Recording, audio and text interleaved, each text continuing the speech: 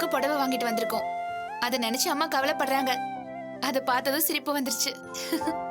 இங்க பாருங்க, நீங்க எல்லாம் புடவை மட்டும் தான் வாங்கிட்டு வந்திருக்கீங்க. ஆனா நான் போனும் சேர்த்து வாங்கிட்டு வந்திருக்கேன். என்னப்பா நீங்க கஷ்டப்பட்டு சம்பாதிக்கிறீங்க, உருப்படியான பொருள் ஏதாவது வாங்க கூடாதா? மா, உனக்கு புடவை வாங்கி தரதை விட உருப்படியானது வேற என்னமா இருக்கு? சும்மா இருக்குட்டி, உனக்குன்னு சேர்க்க வேண்டியது இன்னும் எவ்வளவோ இருக்கு. மா, அதை பத்தி கவலைப்படுறதுக்கு நாங்க இருக்கோம்மா. நீங்க பேசவே கூடாதுன்னு. இந்த ஒரு வாரத்தை போதும்பா.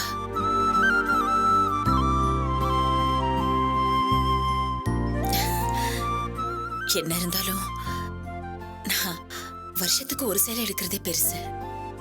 ஒரே நாள்ல 3 சேலையை கொடுத்தீங்கன்னா எப்படி வச்சுக்கணும்னு கூட எனக்கு தெரியாதேம்மா. மா, இனிமே நீ இந்த கதையெல்லாம் சொல்லவே கூடாது. நீ பாட்டுக்கு நிம்மதியா சந்தோஷமா இருக்கணும். மத்ததெல்லாம் நாங்க பாத்துக்கிறோம். நடராஜ், அந்த புடவைய கொடு. நீ கொடு. நாங்க 3 பேருமே ஆசைப்பட்டு வாங்கிட்டு வந்தது.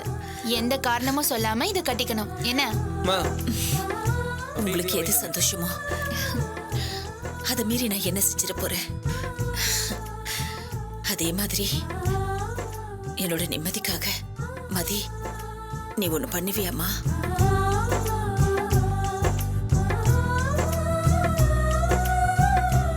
பாவம் உன் நாத்தனார், அவ கல்யாணத்துல நீ இருக்கணும்னு ரொம்ப ஆசைப்படுறா. மா, புருஷனே இல்லைன்னு ஆனதுக்கு அப்புறம் நாத்தனார் என்ன வேண்டி கிடக்கு? வேண்டாமா, விட்டுருவோம். இங்க பாரு மதி, எனக்காக ஒரே ஒரு தடவை யோசிமா.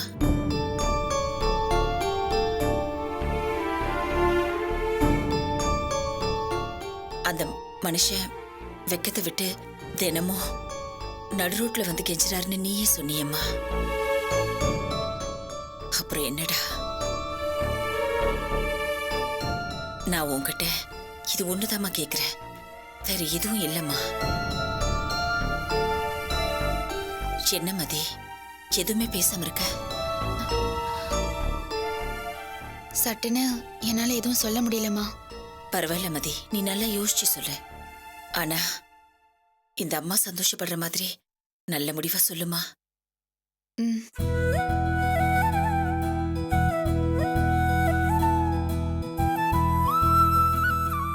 சரி, நீங்க எல்லாம் போய் முகத்தை கழுவிட்டு வாங்க, போங்க. சரிம்மா.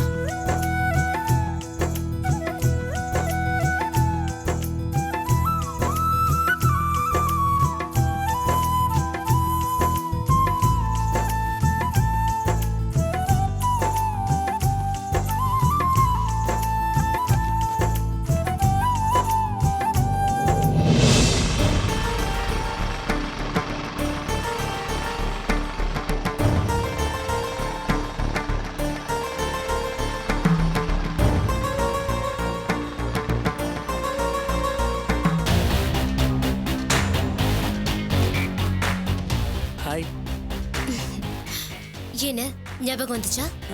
போன ஜென்மம் வரைக்கும் ஞாபகம் வந்தது. ஆனா உங்களை எங்க பார்த்தேங்கிறது மட்டும் ஞாபகமே வரல. எனக்கு புரிஞ்சிடுச்சு. என் கூட பேசணும்னு தோணு இருக்கு, அத இப்படி ஒரு பிட்ட போட்டிருக்கீங்க. நான் அந்த மாதிரி ஆள் இல்லைங்க. என்ன நீங்க தப்பா புரிஞ்சுக்கிட்டீங்க. உண்மையை சொன்னா கேட்க மாட்டீங்களே. ஐயோ ஏங்க, சத்தியமா சொல்றேங்க, உங்களை நான் எங்கேயோ பார்த்து பேசியிருக்கேன். ஆனா கரெக்டா ஞாபகம் வர மாட்டேங்குது. சரி விடுங்க, அதுக்கே சத்தியம்ல பண்றீங்க. இல்லைங்க, பொதுவாவே நான் ரொம்ப கூச்ச சுபாவம் உள்ள ஆளு. சாதாரணமா நான் யார்ட்டையும் பேசவே மாட்டேன். அதுவும் பொண்ணுங்கன்னா சொல்லவே வேணாம்.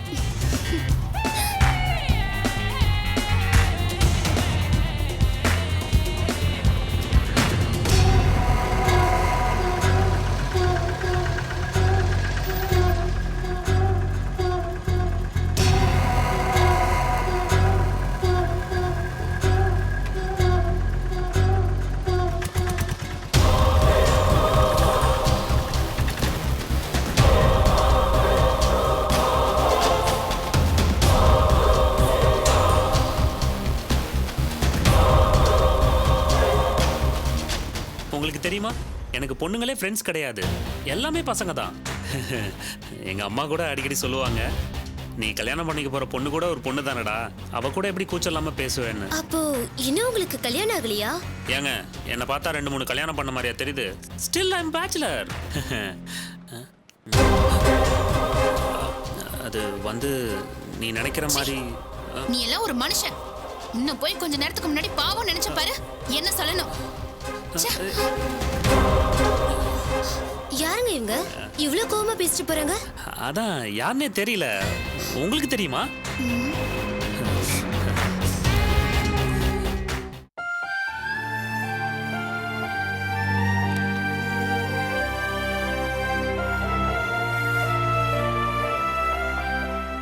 என்னம்மா, கவுன்சிலிங் போக ரெடி ஆயிட்டியா?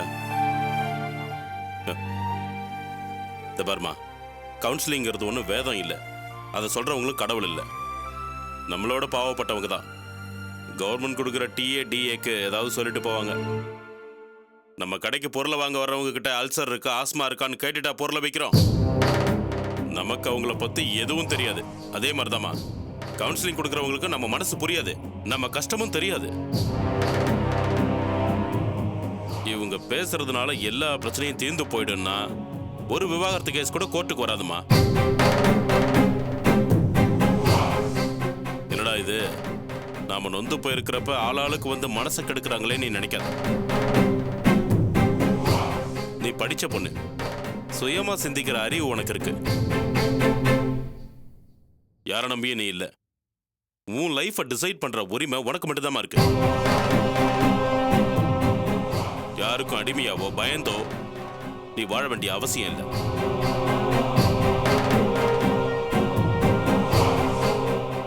உன்னை நான் எந்த விதத்திலையும் கட்டாயப்படுத்த மாட்டேன். எதுவா இருந்தாலும் உன் விருப்பம்தாம்மா.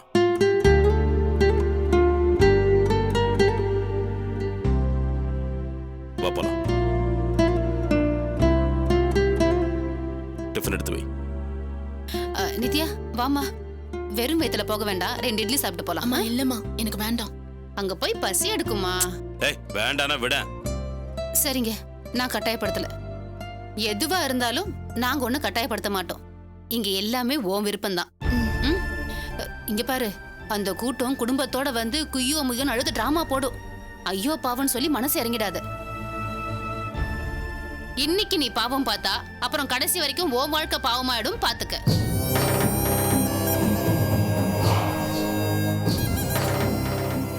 திரும்பவும் அந்த வீட்டுக்கு போகணுங்கிற வார்த்தையை யார் வந்து சொன்னாலும் கேட்காத. அந்த ஒரு விஷயத்துல மட்டும் கண்டிப்பா இருந்துக்க. ஏண்டி, இதான் பிள்ளைக்கு புத்தி சொல்ற லட்சணமா? இத பாருங்க, ஏதாவது பேசுனீங்க அப்புறம் நான் மனுஷியா இருக்க மாட்டேன்.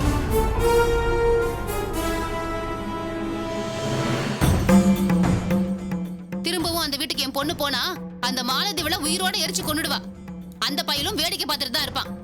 என் பொண்ணுக்கு அப்படிப்பட்ட வாழ்க்கை தேவையே இல்ல. அதுக்காக இவளை பிரிச்சு கூட்டிட்டு வந்து இன்னொரு கல்யாணம் பண்ணி வைக்க போறியா? அப்படின்னு உங்ககிட்ட நாங்க வந்து சொன்னோமா? ஏன் இந்த ஒரு கல்யாணத்தை பண்ணிக்கிட்டு என் பொண்ணு பட்ட அவஸ்தை பத்தாதா? அவ வாழா வெட்டியாவே கூட இருந்தாலும் பரவாயில்ல, அந்த வீட்டுக்கு போய் தினம் செத்து செத்து பழைக்கிற வாழ்க்கை மட்டும் என் பொண்ணுக்கு வேண்டவே வேண்டாம். இங்க பாரு நித்யா, அவங்க சொல்றாங்க இவங்க சொல்றாங்கன்னு சொல்லிட்டு மனசை போட்டு குழப்பிக்காத. தீர்மானமா ஒரே முடிவோட இரு. அந்த வீடு நீ வாழ்றதுக்கான வீடு இல்ல. ஏற்கனவே போதும் போதும்ன்ற அளவுக்கு அனுபவிச்சிட்ட.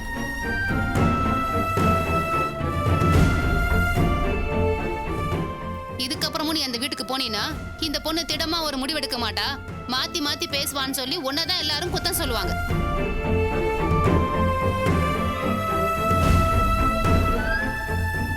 இதோட ஒழிஞ்சதுன்னு தலை முழுகிட்டு வா. நீ என்ன சொல்றியோ அதை நாங்க கேக்குறோம். உன் இஷ்டப்படி நீ இங்க இருக்கலாம், சரியாமா? சரியா? ஐயா, ஆளாளுக்கு எதுக்கு என் பொண்ணை போட்டு டார்ச்சர் பண்றீங்க? அவன சின்ன குழந்தையா? அவளுக்கு தெரியாது. நீ கிளம்ப போலாம். உனக்கு வேற தனியா சொல்லுமா? நான் புறப்பட்டு ரெடியா அப்புறம் என்ன, வா போலாம். வாமா. போமா.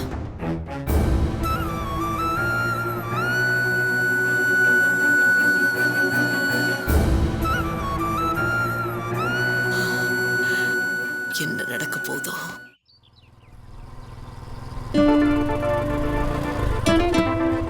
வாடா, வாங்க அப்சரா. ஹாய். ஃபார்ம் வாங்கிட்டியா? அதெல்லாம் நாங்க வாங்கிட்டோம். நான் சொன்னதெல்லாம் கொண்டு வந்துட்டியா? கொண்டு வந்திருக்கேன். இந்தா. எல்லாம் கரெக்டா இருக்கு. உள்ள போய் ஃபார்ம்ல கையெழுத்து போட வேண்டியதுதான் பாக்கி. டேய், வேற ஏதாவது ஃபார்மாலிட்டிஸ் இருக்கா? அதெல்லாம் ஒண்ணும் இல்ல, நான் எல்லாத்தையும் பேசி வச்சிட்டேன். நீங்க 2 பேரும் வந்து கையெழுத்து போட்டா போதும். வாங்க. வாடா. வா.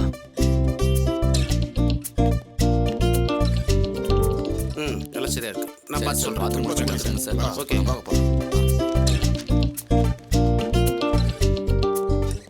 சார் வணக்கம் சார். நான் சொல்லியிருந்தேன்ல ஃப்ரெண்டு இவன் தான் சார் சஞ்சய். அவங்க அப்சரா. வணக்கம் சார்.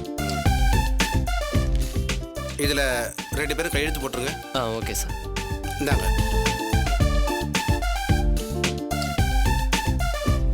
இந்தா நீ போடு போடு.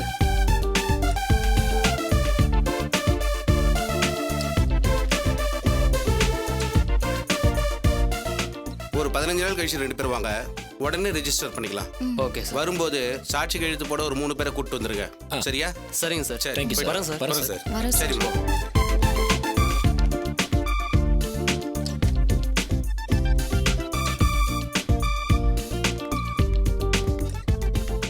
சஞ்சய், தேங்க்ஸ். ஏய், முதல்ல உன்னை வீட்டுக்குள்ள எப்படி கூட்டிட்டு போக போறேன்னு இருக்குது. டேய் அதெல்லாம் இருக்கட்டும்டா. காலையில இருந்து பசி தாங்காம நிக்கிறோம். முதல்ல சாப்பாடு வாங்கி கொடுறா. வாங்கடா வாங்க. போலாம் வாங்க.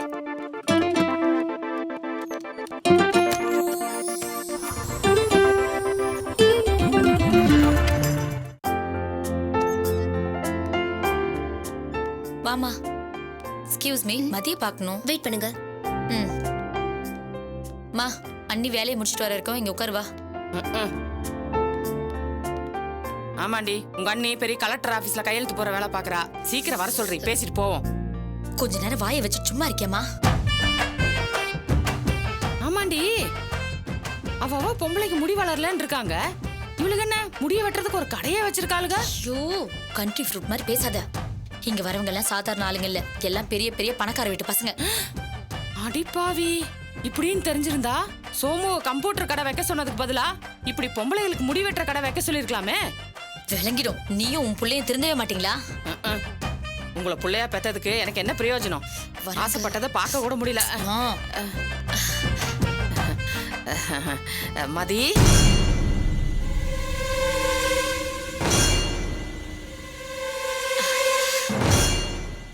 என்ன வேணும் உங்களுக்கு? அண்ணி, உங்களை பார்த்து பேசிட்டு போலான்னு. நான் தான் அன்னைக்கே சொல்லிட்டேன்ல, எந்த காரணத்தை சொல்லிட்டோம் என்ன பார்க்க வராதீங்கன்னு. என்ன மதி நீ எதுக்கு இப்படி வந்து கஷ்டப்படணும்? எனக்கு மனசே கேட்கல தெரியுமா? அதான் உன்னை கூட்டிட்டு போலான்னு வந்தோம். ஏங்க, உங்களுக்கு ஒரு தடவை சொன்னா புரியாதா? உங்களுக்கும் எனக்கும் எதுவும் இல்லைன்னு எப்பவோ சொல்லிட்டேன். திரும்ப திரும்ப வந்து ஏன் தொல்லை பண்றீங்க? இல்ல மதி, அத உங்க பையன் போலீஸ் கம்ப்ளைண்ட் கொடுத்திருக்காருல, அவங்க கூப்பிடட்டும், அங்க வச்சு பேசிக்கலாம். ஐயோ, அத நீ பெருசா எடுத்துக்கிட்டியா? அவனை பத்தி உனக்கு தெரியாதாமா? அவன் சும்மா ஆக்ட் பண்ணிருக்கான். அப்படியாவது நீ அவங்க கூட வந்துட மாட்டியான்னு தான். இத்தனை நாள்ல உங்க பையன் எனக்கு பண்ண ஒரே ஒரு நல்லது போலீஸ் ஸ்டேஷன்ல போய் கம்ப்ளைண்ட் கொடுத்ததுதான். அவங்க கூப்பிட்டு கேட்கட்டும். பிடிக்கலன்னு நான் சொல்லிட்டா அவங்களே பிரச்சனையை தீர்த்து வச்சிருவாங்க. அதுக்கப்புறம் இந்த மாதிரி உங்க தொல்லை இருக்கவே இருக்காது. என்ன மதி நீ புரியாம பேசுற? அவன் உன் மேல உயிரையே வச்சிருக்கான். அதனாலதான் நீ இல்ல நான் வாழ மாட்டேன் செத்துருவேன்னு சொல்லி அடம் பிடிச்சிருக்கான். நான் தான் சரி போய் போலீஸ்ல சொல்றான்னு சொன்னேன். அது தப்புனா நீ என்ன வேணாலும் பண்ணு. ஆனா ஒண்ணுமா, இதுக்கப்புறம் ஒரு நாள் 1 மணி நேரம் கூட நீ அவனுக்கு இல்லன்னு தெரிஞ்சா சத்தியமா செத்து போயிடுவான். அதான் கொஞ்ச நேரத்துக்கு முன்னாடி நேர்ல பார்த்தனே.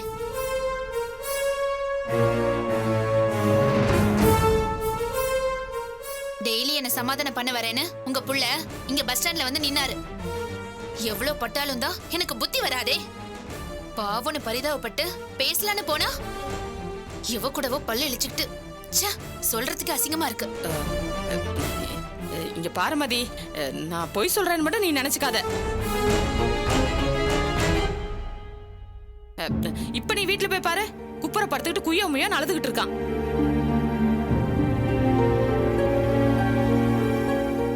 அவனை பத்தி இந்த மாதிரி நீ தப்பா நடிச்சிட்டேன்னு என்கிட்ட சொன்னான். அவனால அதை தாங்கிக்க முடியல தெரியுமா? அது வேற யாரும் இல்ல மதி, நம்ம சொந்தக்கார பொண்ணுதான். அவனுக்கு தங்கச்சி முறை வேணும். உங்க பையனை மட்டும் இல்ல, உங்களையும் எப்பவும் திருத்த முடியாதுன்னு நல்லா தெரிஞ்சு போச்சு. தயவு செஞ்சு கிளம்புங்க. மதி பழசெல்லாம் மனசுல வச்சுக்காதம்மா. இனிமே நம்ம எல்லாரும் நல்லபடியா இருப்போம். உன்னை கையெடுத்து கும்பிடுறேன். வீட்டுக்கு வாமா போலாம். ஐயே, உங்க கூட என்ன பெரிய இம்சையா போச்சே. இப்ப நீங்க போக போறீங்களா இல்ல எங்க ஓனர் கிட்ட சொல்லி போலீஸ கூப்பிட சொல்லுவா. ஐயோ அம்மா, உன்கிட்ட என்ன சொன்னேன்? வாயை மூட்டு சும்மா இருன்னு சொன்னல. அண்ணி, அம்மா பேச்சை விடுங்க அண்ணி. எனக்கு மேரேஜ் ஃபிக்ஸ் ஆயிருக்கு. அதுக்கு காரணம் யார் தெரியுமா? நீங்க தான் அண்ணி. அன்னைக்கு இதே இடத்துல வச்சுதான் நீங்க என்கிட்ட பேசுனீங்க. அதுல மனசு மாதிரி தான் நான் கோபாலையே கல்யாணம் பண்ணிக்க முடிவு பண்ணேன்.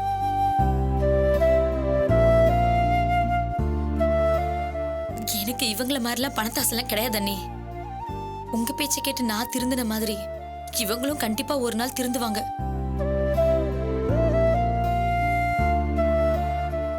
இவங்களுக்காக இல்லைனாலும் எனக்காக, என்னோட கல்யாணத்துக்காக கண்டிப்பா நீங்க அங்க வரணும் அண்ணி.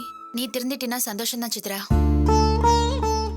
உங்க கல்யாணம் நல்லபடியா நடக்கணும், நீங்க நல்லா வாழணும், அதான் என்னோட ஆசை. நாங்க வந்தா தேவையில்லாத பிரச்சனை தான் வரும். வேண்டாம் சித்ரா, நீ போய் நல்லபடியா இரு. ஏய், என்ன நீ மயில மயிலனா ரொம்ப தான் துளிர் விட்டு ஆடுற? ஐயோ அம்மா, சும்மா இருமா. ஏய், நீ பேசாம இரு. இவளுக்கு நான் அப்படியே ஒரு திமிரு. இவ்வளவு தூரம் வந்ததுக்கு அப்புறம் என்ன இருக்கு? மரியாதையா என் புள்ள கட்டின தாலியை கழட்டி குடுறி.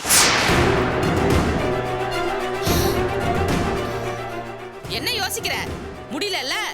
அப்ப ஒழுங்கா வந்து வாழ்ற வழிய பாரு. என்னடி பாக்குற? உங்களுக்கு தாலி தானே வேணும்? ஆமா. தர முடியாது. உங்களால என்ன பண்ண முடியுமோ பண்ணிக்கோங்க. அண்ணி, ஏமா இப்படி வாயை விட்டு எல்லாத்தையும் கெடுத்து விட்டுட்டியே? பின்ன என்னடி, நாம கெஞ்சனா அவ ரொம்ப தான் மிஞ்சரா. இப்ப எல்லாமே மொத்தமா போச்சா? இப்ப என்ன பண்ண போற? என்ன பண்றது, வீட்டுக்கு தான் போகணும். கடந்த ஒரு மாசமாவே நேரமே சரியில்லை. நேரம் எல்லாம் நல்லாதான் இருக்கு, உனக்கு வாய் தான் சரியில்லை. ஏய், போடி வேலையை பார்த்துக்கிட்டு. எனக்கு வாய் சரியில்லை.